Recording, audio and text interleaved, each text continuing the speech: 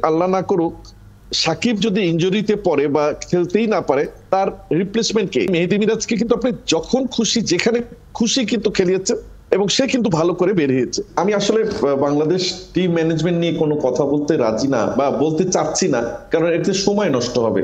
কারণ আমরা জানি তারা অতীতে কি করেছে, ভবিষ্যতে কি করতে যাবে। আপনাদের যে কোচ, তার কি ফর্মুলা, এগুলো কিন্তু আমরা কম বেশি অনেক আলাপ আলোচনা করেছি।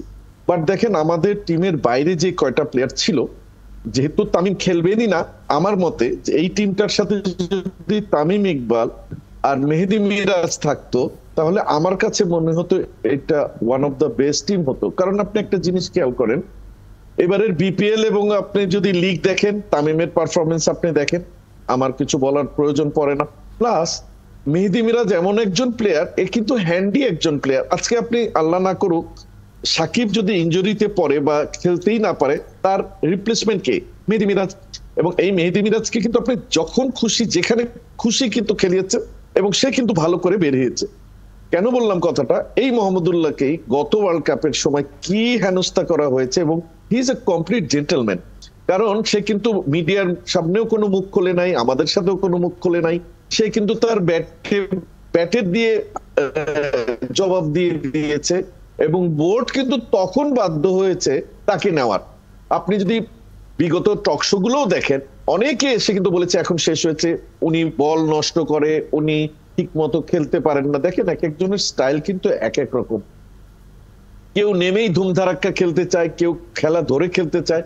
কিন্তু টি-20ও কিন্তু ক্রিকেট।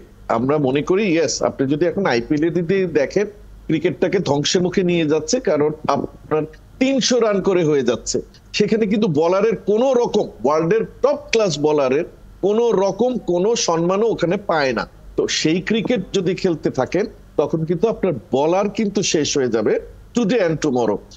এবং সেই জায়গাটাই আমি বলছি, টিমটার মধ্যে যদি আপনার কেন আপনার মেহেদী মিরাজের নামটাই শুধু উচ্চারণ হলো, ওনাকে কনসিডারও করলো না, এইটা আমার বোধগম্য না আর কি। বাট এখন তো টিম হয়েই গেছে, সেটা নিয়ে আমাদের থাকতে হবে, সেটাকেই আমাদের আশীর্বাদ করতে হবে, তারা যেন ভালো করে সেই জিনিসটাই আমাদের বারবার দোয়া করতে হবে। এছাড়া আপনি শামীম ভাই যে একটু আগে বললো, সবাই ওই 6 জনের মধ্যে কিন্তু 5 কি মোটামুটি ভালো ইনজুরি আছে, আমি যতটুকু জানি। আর তো সেই ইনজুরি কাটিয়ে কতখানি ভালো করবে, সেটাই কিন্তু আমাদের দেখার বিষয় সামনে।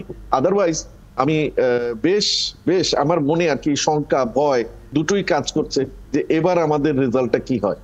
এখন Walton fridge, TV, AC, washing machine ও ফ্যান কিনে অনেকের মতো আপনিও হয়ে যেতে পারেন মিলেনিয়ার। সেরা পণ্যের সেরা অফার, ওয়ালটন মিলেনিয়ার।